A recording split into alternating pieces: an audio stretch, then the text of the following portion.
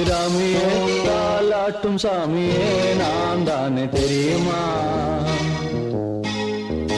சிவகாமியே சிவனில் நீயும் பாதியே அதுவும் உனக்கு புரியுமா?